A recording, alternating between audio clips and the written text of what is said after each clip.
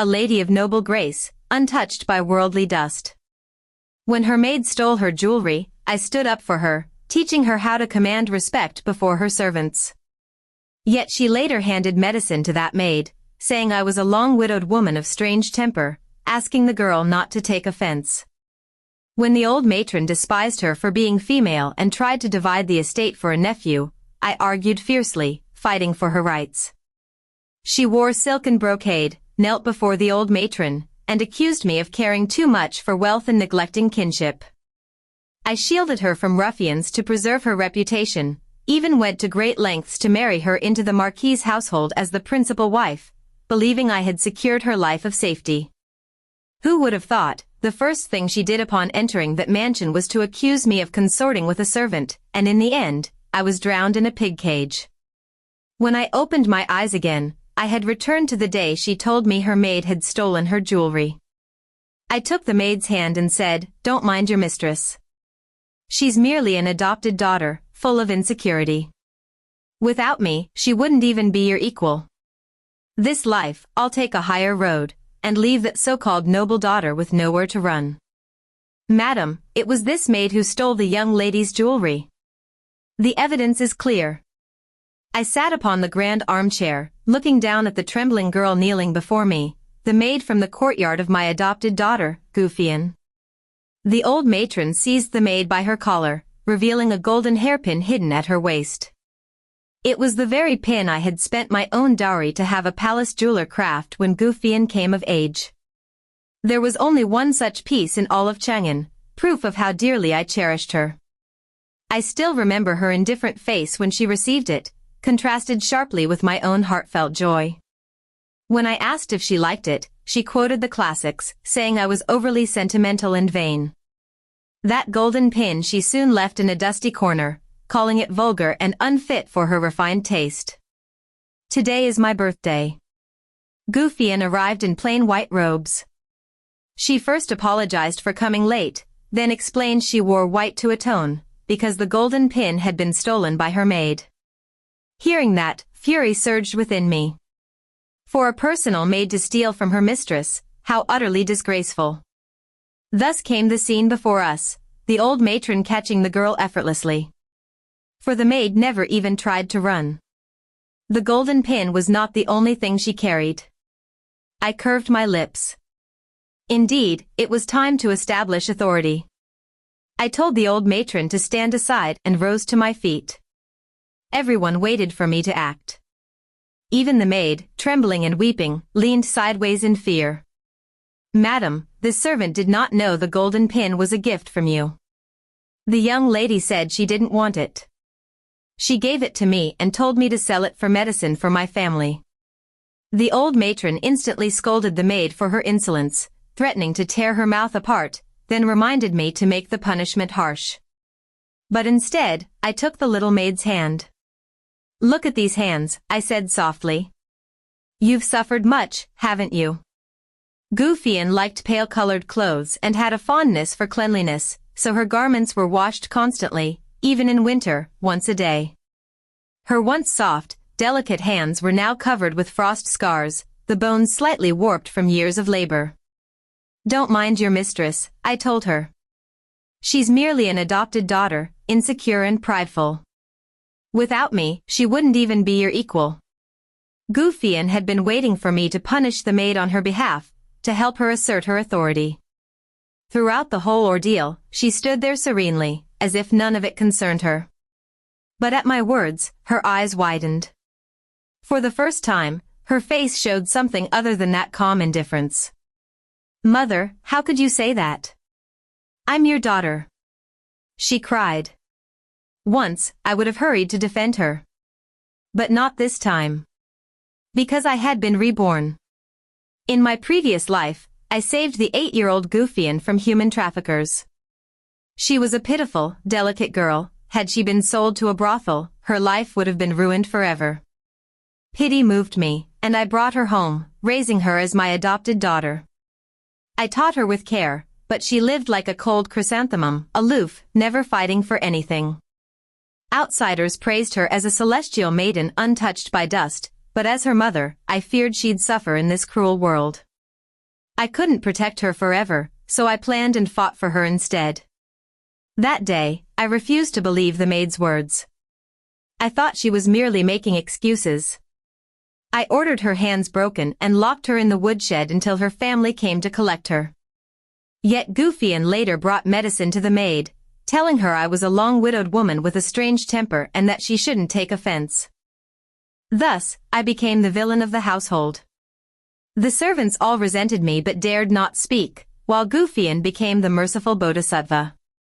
Unaware, I continued to fight for her before the old matron, who wanted to divide the family estate among her nephews. I expelled those nephews from the manor, while Guffian, dressed in the fine white silk I had made just for her, knelt before the old matron, accusing me of valuing wealth over kinship. The old matron suffered a stroke in anger and passed away, leaving me branded as unfilial. I still believed Guffian was simply too pure to understand the ways of the world. As she grew, she became ever more beautiful, and caught the eye of the notorious libertine known throughout the capital as the Devil Marquis. Drunk one night, he said he wished to see a proud flower dragged from its pedestal, especially one as ethereal as Guffian. If he could make her yield beneath him, what a thrilling performance that would be. I warned her sincerely, but she said my heart was filthy, quoting Confucius about education for all without discrimination, claiming she could reform the man. Helpless, I used my birth family's connections to form a marriage alliance with the Marquis' household. Only there could she be safe for life. On her wedding day, I gave her almost my entire dowry, wanting her to have a solid future. After marriage, the Marquis adored her. All the women in the capital envied her fortune. But the first thing she did after stepping into that grand household was accuse me of adultery with a servant. She joined forces with her new kin to sentence me to death by drowning in a pig cage. On the day of execution, she stood on the riverbank, her eyes cold. "You are a poisonous woman," she said. "You want to control my life. I hate those lofty walls, that gilded cage of nobility. I just want to live freely with the man I love. You destroyed me." I still remember the suffocating despair as the water closed over my head. But heaven gave me another chance. I was reborn. It wasn't too late to change everything. Very well then, if she wished to live her own life, I would grant her that wish. This time, instead of punishing the maid, I asked for the full story, then gave her some silver to take home and care for her family. The maid thanked me profusely, while Guffian's face turned dark with anger. From that day on, she stopped visiting to pay her respects. The old matron, worried I'd be saddened, consoled me, saying the young lady was just being stubborn and would come around soon. And indeed, a few days later, Guffian appeared again to greet me. The old matron was so delighted she couldn't stop smiling. Guffian, however, looked at her with disdain. She considered herself too pure for such servile cheer. But she forgot, if not for me, who would even bother to flatter her.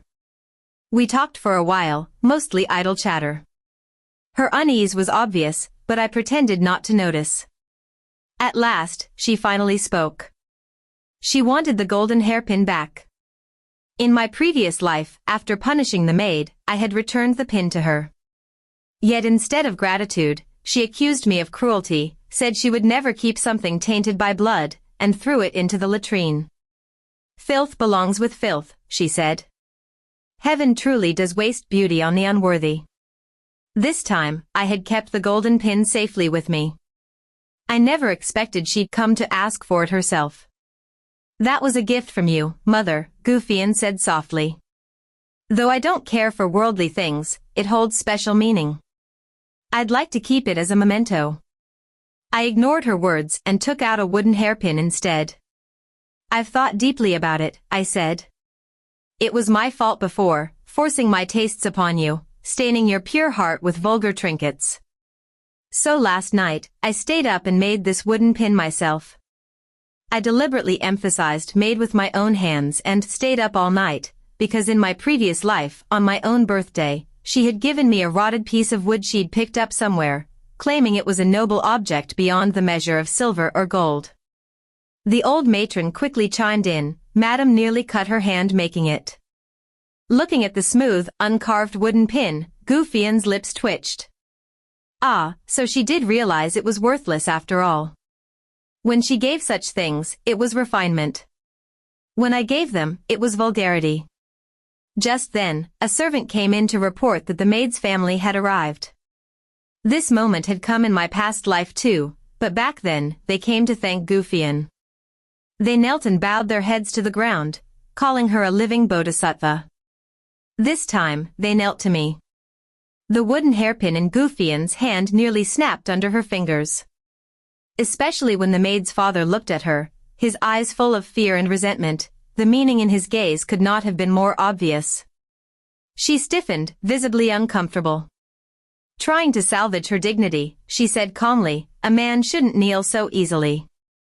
I'm sure Mother wouldn't mind." But all she got in return was one cutting sentence. "A cat crying over a mouse, how touching." Goufien froze in place. In this household, I held power. I had always protected her, built her reputation, and ensured her standing in society. She had only ever been the one lecturing others, never once had she faced humiliation. Now she didn't know what to do. Instinctively, she looked to me. But I simply lowered my head and sipped my tea, as though I hadn't seen a thing. Her eyes reddened. Biting her lip, she fled the hall, looking every bit the wronged maiden who had just suffered some terrible injustice. Setting down my cup, I took out a portrait and asked the maid's family, "Have you seen this person before?" As expected, they confirmed. After receiving the silver reward, they bowed again and departed in gratitude. That evening, I had the old matron bring the household ledgers. I pointed out a few entries and gave her specific instructions. Having served me since my maiden days, she usually obeyed without question, but this time, she hesitated. "Madam, what are you planning?" "Revenge," I said with a faint smile. "A gentleman's vengeance need not be swift, 10 years is not too late." She quickly followed my orders. I couldn't act openly yet, for now, I would stay behind the curtain and pull the strings. Besides, there were plenty of small matters in the manor, most of them involving Goufien. For example, though it was spring and every courtyard was bursting with blossoms, she disliked the riot of colors and insisted on chrysanthemums everywhere. I didn't argue. I told the servants to bring her the chrysanthemums that had just been replaced from my late husband's memorial tablet. There were many such little episodes, like today's. "Madam, the young lady will be attending the spring festival banquet today," the old matron reminded me. Ah yes, the spring festival banquet. The Gou residence was hardly prestigious. My late husband had once held office, and we owned a modest estate, enough for others to politely call us a household of standing. As for me, I was born a merchant's daughter, wealthy, but of no noble blood. In my past life, I spent a great deal of money and favors to secure Goufien an invitation to that banquet hosted by the Duchess's household, just so she could be seen among the young heirs of the aristocracy and perhaps secure a good marriage. I even accompanied her personally, smoothing over every difficulty that arose. At the spring festival banquet, each guest had to take part in an activity to display their talents, so others might judge whether they found them pleasing. Goufien volunteered to prepare the dishes herself. But she served only a few simple plates of stir-fried wild greens. Fortunately, I had anticipated this. I'd already hired the famous chef from Tianxiang Pavilion to prepare a lavish feast. Amid the exquisite dishes, her humble wild greens seemed fresh and elegant, drawing murmurs of delight. Just as I'd planned, her reputation in the capital soared. The young heirs of noble families boasted of having once eaten the wild greens she cooked, insisting they were no mere weeds but celestial herbs. How else could they taste so sweet? But she still kept that aloof, lofty air, and even accused me of flattering others to curry favor, ruining her reputation. So when Mama asked if I wanted someone to accompany Goufien and handle everything for her, I refused at once. If she thinks I've sullied her name, then by all means, I'll hand the stage over for her to perform. When I returned from outside, the household was in chaos. Since coming home, Guffian had been raging in her chamber, smashing anything that could be broken into pieces. I summoned Mama, anxious to learn what had happened at the spring festival banquet. This time, without me openly present, Guffian had acted entirely on her own. She had never done any real work before and could not even tell wild greens from weeds. In my previous life, with my supervision, at least the noble youths ate the wild greens without complaint. But this time, everything was truly weeds, raw, unseasoned, not a drop of oil, salt, soy, or vinegar. Worse still, to make sure everyone left full, Guffian hadn't prepared any snacks for the banquet. After sipping tea all morning and playing half the day, even those used to extravagant dishes were starving. Then they were presented with a whole table of nothing but sickly greens. Every face went as green as banana leaves. Guffian gleefully named each plate of weeds: the sea blue dogtail soup, the cold herb salad, great pearl, little pearl, falling jade platter. Only one dish wasn't green, some tufts of moss she called dog urine moss. The result was predictable: they were lucky not to be beaten. Guffian was rewarded with a refined nickname, the Celestial Maiden of Weeds. She had never suffered such humiliation before. Of course I had to comfort her. In her room I took her hand. "You need not be angry. They are all mundane folk who cannot understand your noble heart. But your mother understands you." I looked at the broken fragments on the floor. "These common things I have long wished to smash, they are unworthy of you." Guffian finally managed a few words. "Mother, you speak in anger, don't you? Are you planning another banquet to restore the family's face?" "Ha! I always knew you saw me as common." Her tone stiff, clearly she wanted it, yet pretended she was forced. As if that could ever happen. I'd already reformed my ways. I reassured her at once, promising I would never do the things she feared. "You may live your lofty life in peace," I told her. To show my sincerity, I replaced the ordinary objects in her chamber with tasteful items: rootwood ornaments still smelling of earth, a cracked ceramic teapot with white dust clinging to its base, a few dried branches arranged in a vase, far more tasteful than fresh flowers. That evening Guffian came to see me. Her pale face bore a trace of sorrow, her eyes wet with tears. She bowed her head and apologized, saying she'd been making her mother unhappy and pleading that I not hold it against her. She even asked if I no longer liked her, if I had forgotten Nian Wei. Nian Wei was my biological daughter. At 3 years old she had drowned with her wet nurse. Because Guffian resembled Nian Wei in 8 ways out of 10, I had once taken pity on her. Guffian always knew how deep Nian Wei's loss cut into me. That was why she falsely accused the maid, because I had once said the maid shared a few resemblances with Guffian. I gently stroked her face and soothed her. Of course a mother could not stop loving her daughter. The deeper the love, the farther the planning. I would make sure she obtained whatever she desired. She need only wait for the flowers to bloom. After she left, not long later Mama hurried in to say Guffian had gone out of the residence. I hid my smile, changed garments, and followed quietly. The carriage wound through 7 or 8 alleys before stopping at a discreet house. Guffian knocked and was admitted. Leaning against the carriage I rested my eyes. I had not finished a single cup of tea before Mama returned to report. When I heard the news I nodded and asked Mama about the tasks I had assigned earlier. "Madam, rest assured, everything has been done," she answered briskly. Then the next act of our little drama was ready. We only awaited the cue. A few days later the old matron summoned Guffian and me to the family wing, saying it was to discuss the estate, but in truth she hated Guffian for being a daughter and planned to divide the property for the favored son. In my previous life I had argued relentlessly, for much of this fortune had been built bit by my late husband and me. After my husband died, I alone carried the burden to maintain the household. For the old matron, splitting the estate would not affect her comfortable years, but she would give it to whoever she preferred. In the end, because I stood firm, the property was not lost and Guffian was secured a comfortable life. Yet she accused me of being overly calculating, saying wealth was an outward thing and she only wished to live a transcendent life. So this time, when faced with the old matron's pressure and the favored son's demands, I nodded readily. "Do as the old matron wishes," I said. Then I turned to Gu Fian. "Fian, though this estate technically belongs to the Gu household, you are a woman, after all. Sooner or later you'll marry, and besides, one should not be overly attached to wealth or quibble over gain and loss.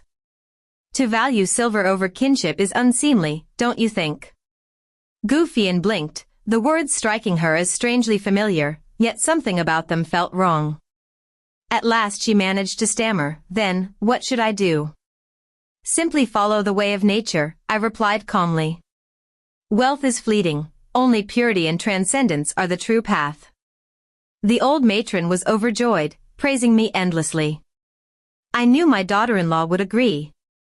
"And those rolls of rainbow silk you offered the other day, I adore them." It was the same rainbow silk that, in my previous life, Gu Fian had worn after I'd saved the family fortune. She had always despised bright colors, calling them vulgar, insisting only pale hues suited her elegant spirit. But pale tones were far too dull, so to satisfy her taste and still make her stand out, I had commissioned special rolls of 7-colored silk, ivory at first glance, but under sunlight shimmering with the hues of a rainbow. This time, I gave them all to the old matron. The favored nephew couldn't stop praising me. Truly a filial wife, always thinking first of grandmother. "Now everyone in the clan knows your virtue." Without me to restrain him, he moved into the estate as if it were his own. I treated him like the master of the house, consulting him on every decision. So when he came across Gu Fian's extravagant expenses, he was dumbfounded. "3 maids, just to serve water?" he asked. I added gently, "Not ordinary water, morning dew. It must be gathered from bamboo leaves before sunrise. The collectors must be under 15 and may touch nothing else, lest they taint the dew. Therefore, they too require their own attendants. The jade vessel holding the dew must be carved from celestial white jade, imbued with the essence of heaven and earth, only then will the dew remain pure." Fearing he wouldn't understand, I carefully explained each detail. "And that's only the morning dew," I concluded. "We've not even discussed winter snow, which follows an entirely separate procedure." The nephew's hands trembled as he flipped through the ledger, then slammed it shut and declared all such nonsense abolished. Before half a day had passed, Gu Fian came running to me, eyes red. "Mother, cousin has forbidden the kitchen to make my braised fish with tomatoes." "Fian," I said, "I'm not blaming you, but have you truly fallen into petty calculations now? How vulgar. I feel embarrassed on your behalf." I drew her to sit beside me. "Look here, these are freshly picked wild greens. Boiled lightly and sprinkled with salt, paired with bright red carrots. Isn't that wonderfully refined?" Gu Fian took a bite, grimaced, and could barely swallow. I sighed. "Fian, it was my fault before. I've finally understood. I only wish to live a life of quiet transcendence now, just as you said. So I've left all worldly matters to grandmother. In a few days, those shops will be transferred to your cousin's name." Before I could finish, Gu Fian stormed out. That very night she went to the old matron's quarters, knelt by the bed, and begged for the land deeds and account books. After a long quarrel, the old matron grew so enraged she spat blood and died.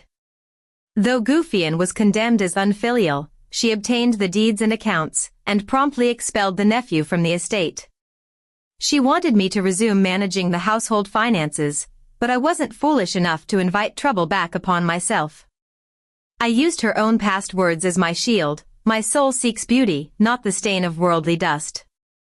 Once I had tried to teach her estate management and shopkeeping, but she had refused. Now the task fell entirely to her, and she found herself entangled at every turn.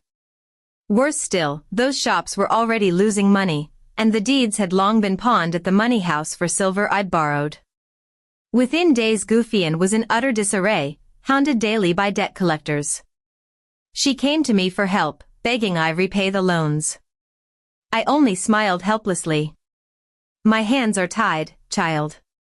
The entire Gu estate is yours now. You're the mistress of this house. I rely on you to keep me fed. Indeed, that was true. On paper, the Gu estate held only what she now owned, while my true wealth, every tael I had saved over the years, remained untouched, entirely my own. Left with no choice, Gu Fian had to use all her private savings to settle the debts.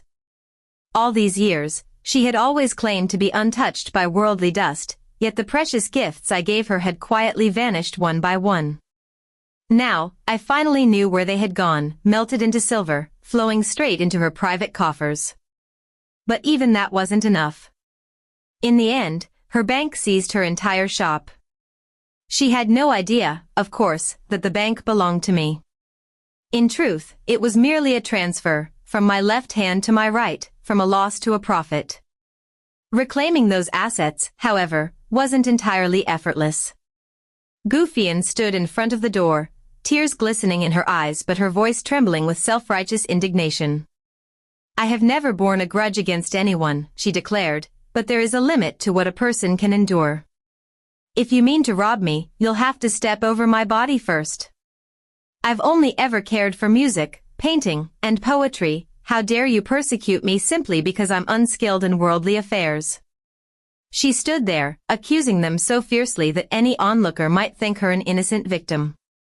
Sure enough, a few young gentlemen stepped up to defend her. But my bank was not some back alley shop. Every document and account had already been prepared.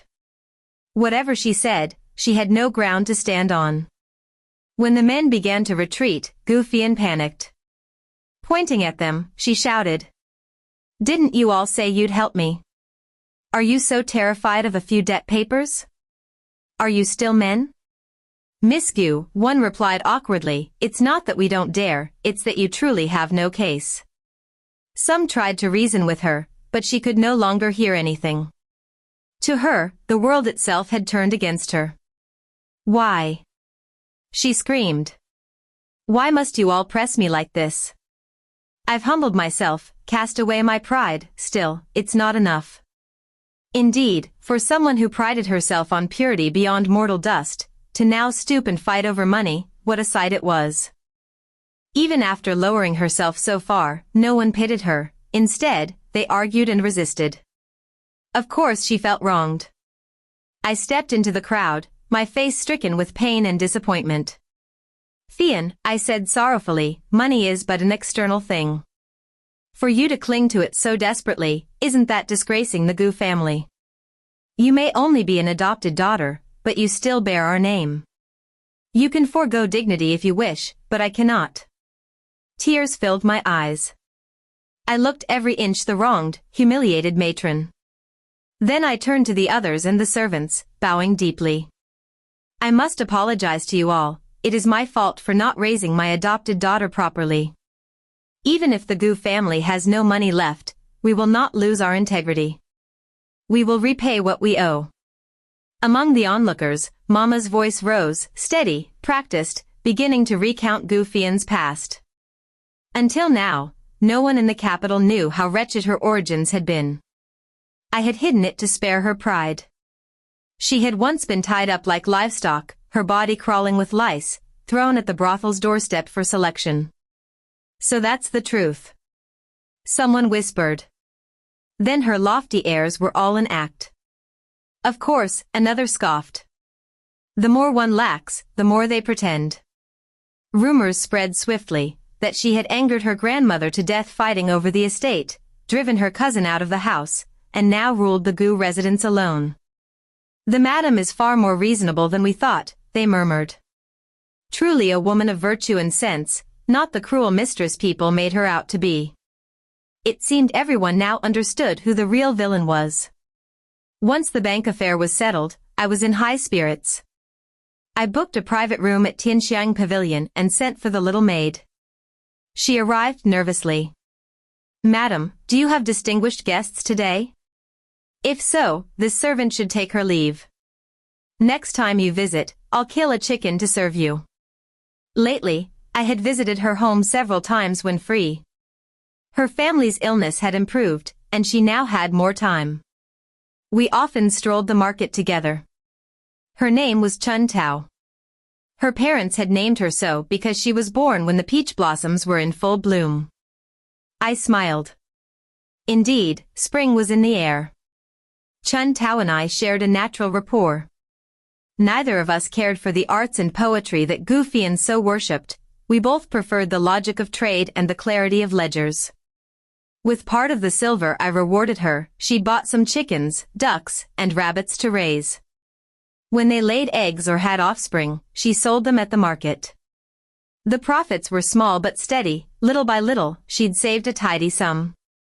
She said that one day, when she had enough, she would rent a proper stall, and her dream was to own a small shop of her own. When she spoke of business, her eyes sparkled. I found myself genuinely fond of her. Don't worry, I told her. There are no guests today. Only then did Chun Tao relax. She had bathed carefully that morning, her hair neat, her face fresh, and in that moment, I couldn't help noticing, she truly resembled Gufian. We were laughing and chatting over food when a few drunken young men burst into the room. The waiter hurried to apologize. Forgive us, madam, they've mistaken your room. Theirs is next door. I smiled. It's all right. They mumbled apologies and staggered into the adjoining chamber. Suddenly, Chun Tao's face went pale. Madam, she whispered, I recognize one of them. What a coincidence. So did I. Madam, that young master once harassed the young lady, Chun Tao whispered, her voice trembling. Once, while I was washing clothes, he even climbed the wall, asked me to deliver a letter to her. There was a peach blossom drawn on it, and it smelled so sweet. Having gathered her courage, Chun Tao told me everything she knew. How could I not know? That very same young master was the scoundrel who nearly ruined Gufian's reputation in my previous life. Back then, Gufian had met a notorious wastrel named Shinshu on the street. Perhaps because a few noble young ladies flattered her too much, she began to fancy herself capable of reforming him. Shinshu, frustrated by his failed attempts to get close to her, was overjoyed when she herself approached. From then on, he clung to her daily, sending her love letters thick with suggestive words. Gufian wasn't offended, on the contrary, she saw it as a sign of her virtue, convinced she had inspired the capital's most infamous libertine toward redemption. Until one night, drunk, Shinshu laughed to his friends. I'd love to see that haughty fairy, Gufian, fall beneath me. Tell me, wouldn't that be a sight worth savoring? The rumor reached my ears. Ashamed and furious, I had stormed out to confront him, but Gufian stopped me. She looked at me with disdain, as if reprimanding a foolish, meddling mother. You embarrass me, she said coldly. Your mind is filthy. Confucius said that education knows no class, anyone can be guided toward virtue. I can bring Shinshu back to the righteous path myself. Very well. In this life, I would see for myself whether it was she who redeemed him, or he who dragged her to hell. The private room was quiet, every sound from next door clear as day, or perhaps they simply didn't care if anyone heard. I've heard the Gu girl's reputation isn't so clean lately, one voice drawled mockingly. You still want her, Shinshu. His tone was teasing, vulgar enough to make one sick. She's boring now, Shinshu replied lazily. But after all the trouble I've gone to, I'll finish what I started. You brought the drug I asked for. So that was his plan, to end the game quickly, to take what he wanted and be done with her. In this life, without my warnings, Gufian had no guard against him. When she received his invitation, she accepted happily. I had already calculated the time. Bringing Mama and a few servants, I began weeping loudly the moment we stepped off the carriage. Thus, when I kicked open the door, the place was already surrounded, curious diners, passers-by, and a few waiters eager for scandal. What they saw inside left nothing to the imagination. Shinshu didn't care in the least. But when Gufian awoke, she couldn't bear it. Yet what was done could not be undone. No matter how lofty she had once been, her chastity was gone, her name ruined beyond repair. I dragged her to the Shen household, demanding justice. Madame Shen, a proud woman with her nose perpetually in the clouds, had raised a Raquel son in her own image. She sneered at our humble Gu family, insisting Gu Fian must have seduced Shen Chu first. Gu Fian bit her lip, eyes brimming with tears, unable to utter a word. But with so many witnesses, Madame Shen couldn't deny what had happened. At last, she reluctantly agreed to the marriage. Then came the dispute over the dowry. I insisted on the proper rites, 3 letters, 6 ceremonies, but Madame Shen scoffed. Madame Gu, the dowry is just a formality. With so much money changing hands, are you selling your daughter? Her eyes flicked toward her son. Shen Chu immediately put on a performance. Fian, can't you feel my sincerity? For you, I've changed my ways. I write to you every day until my hand aches. I even climbed walls just to deliver my letters. My love is true, heaven and earth can bear witness. How can you let a few coins come between us? At that point, the marriage was practically sealed. After all, Gu Fian was beautiful, and Shen Chu didn't mind having a lovely wife, so long as she didn't interfere with his nightly escapades. In my previous life, Gu Fian had been hopelessly enamored. After their engagement, Shen Chu drank himself into a stupor one night, and she nearly broke the betrothal to elope with him, if I hadn't stopped her in time. She hated me for it ever since. Mother, she had shouted back then, how could you be so shallow? Love isn't measured in silver. You think money can buy happiness, but without love, life is empty. Or is it because you've been widowed so long that you want me to share your misery? Good, very good, I told her with a bitter smile. Using my own pain against me, how clever of you. Then may you truly find happiness. Madame Shen's expression turned smug. Ah, Madame Gu, to know one's faults and amend them, commendable indeed. Tell you what, if you truly care for Fian, why not prepare her a more generous dowry? She had already heard the rumors, that I once spoiled my daughter shamelessly. That was in the past. I had already learned my lesson. After returning home, no proper marriage letter ever came from the Shen household, no formal visit, nothing but a hasty choice of wedding date. The closer the day drew, the more anxious Gu Fian became. Mother, is my wedding dress finished yet? I took her hand and said gently, it's only a ceremony, child. The two of you love each other deeply, what does it matter if you wear plain white? Besides, I added, you know the situation at home. I was planning to use the betrothal gifts to make your gown, but since there are none, we must do without. Her eyes widened. Then, what about my dowry? I deflected smoothly. Oh. Is your love for Shen Chu so shallow? Does it not outweigh a dress or two? She stammered, no, that's not what I meant. Good, I smiled. On your wedding day, I'll have a special surprise prepared for you. Be at ease. When the day arrived, a shabby bridal sedan stopped at the gate. I told Mama to light a few token firecrackers. They sputtered weakly, 3 dull cracks, then silence. I spat on the ground. Trash will be trash no matter how you decorate it. Gu Fian's face turned pale, nearly as white as my own mourning robes.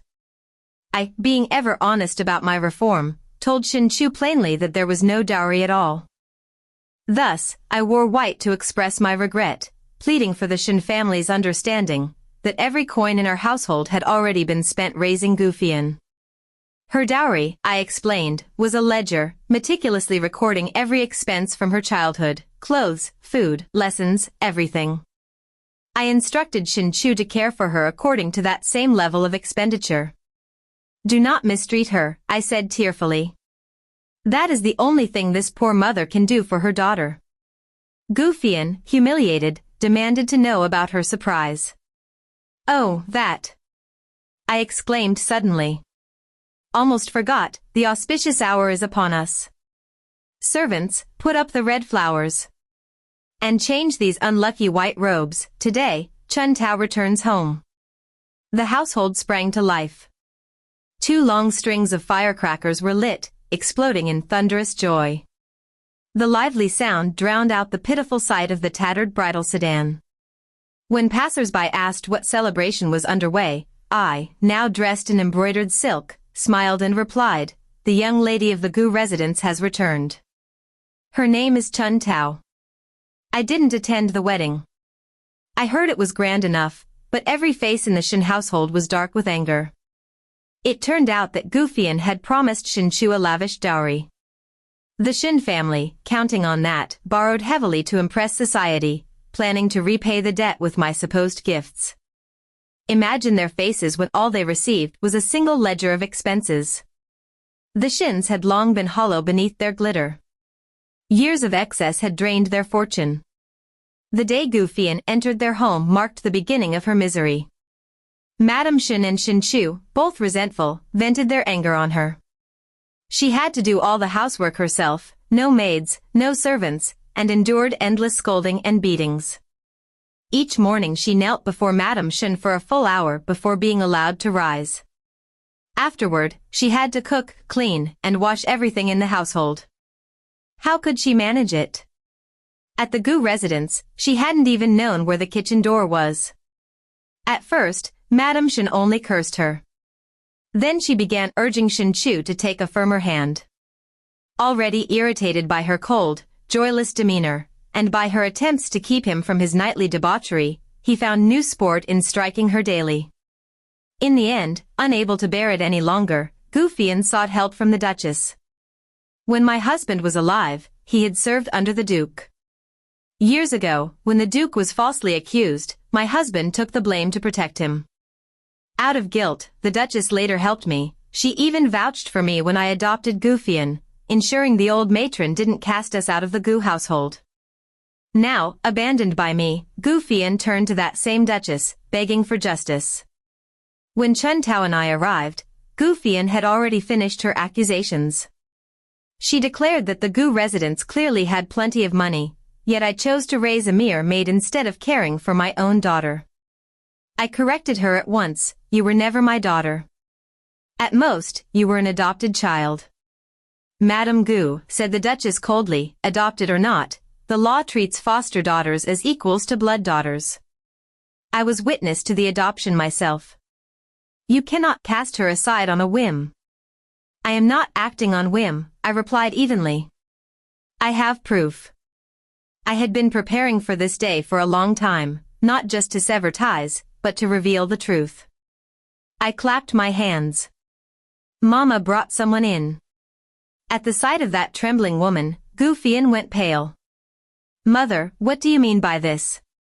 "Don't call me mother," I said coldly. "She is your mother." The woman kneeling on the floor dared not lift her head. I stepped closer. "It's been a long time, nursemaid," I said. "In my previous life, when I was drowned in the pig cage, my spirit had not yet left my body. I saw with my own eyes how Gu Fian ordered my corpse dumped in a mass grave. That night, a woman came to kneel before my grave. She wept and begged my forgiveness, saying she'd had no choice. The old matron had threatened her, told her that if she wanted to live, she must switch the children. After my rebirth, I began investigating. It was only the day I saw Gu Fian entering that hidden house and the woman opening the door was Nian Wei's old nursemaid that I was certain the drowning all those years ago had been her doing. She had often boasted that her own daughter looked just like Nian Wei, just as pretty, though born poor, and she dreamed that someday her daughter might live a better life. The old matron had always despised me, even more so after I gave birth to a girl. After my husband's death, she ordered the nursemaid to kill my child and used it as an excuse to expel me from the Gu household. The nursemaid, greedy for silver, did not kill Nian Wei. She sold her. But she soon grew resentful of her lowly life. Playing on my grief, she bribed a madam from a brothel to weave an elaborate deception. Everything went exactly as she had planned. I took Gu Fian in and treated her with endless affection. With my money, they bought themselves a comfortable home in the capital. The nursemaid lived in luxury on the silver I had worked my whole life to earn. Had I not been reborn, they would have enjoyed their stolen fortune to the end of their days. Now I had both witness and evidence. The nursemaid confessed everything. The Duchess flew into a rage and ordered her bound and sent to the Ministry of Justice. But amid the chaos, the woman suddenly drew a dagger and lunged at me. "Madam, look out!"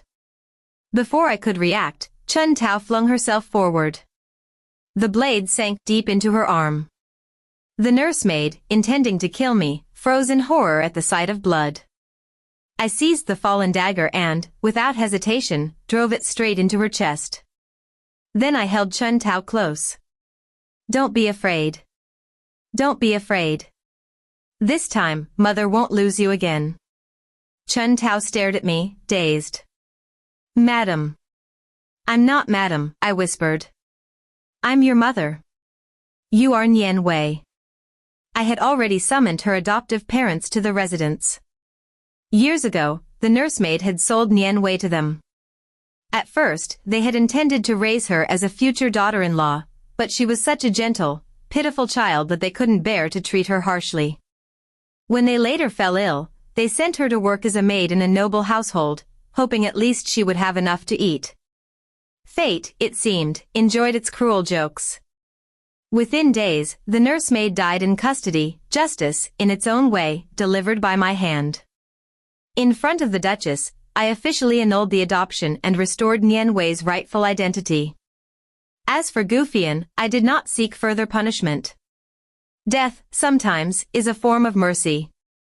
She returned to the Shen household, but she was no longer the esteemed young lady of the Gu family, only the daughter of a criminal. Once, while strolling through the market with Nian Wei, we happened to pass by the Shen estate. Gufian burst out from the gates, her clothes disheveled. "Mother! Sister! Please, save me! I was wrong. I shouldn't have treated you that way. I see it now, please, let me come home." She kept glancing behind her, where Shen Chu stormed after her. "What are you running for?" he shouted. "If you want to live high and pure, you'd better learn to earn your keep. The Shen family doesn't feed useless mouths." "Mother! If I go back, I'll die," she cried. I brushed her hand away, my gaze cold as steel, and watched as Shen Chu dragged her back. The scene mirrored the day she stood on the riverbank watching me drown in the pig cage. Only this time, my death had lasted but a moment, while hers would stretch into a lifetime of living despair. Inside the gate stood a bloated man, his clothes rumpled, his face impatient. "If you run again," he barked, "I won't pay another coin." That was the last time I heard news of Gufian, when she was sold to a brothel. It happened on her birthday. I went to visit and wished her long life. Customers came and went in a steady stream. She was sick by then, her complexion gray, her body frail. I paid for her medicine, not to save her, but to make sure she lived long enough to see what her choices had wrought.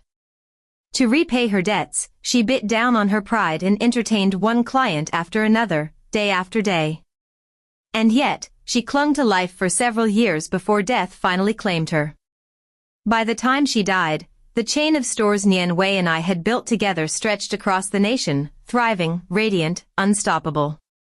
The end.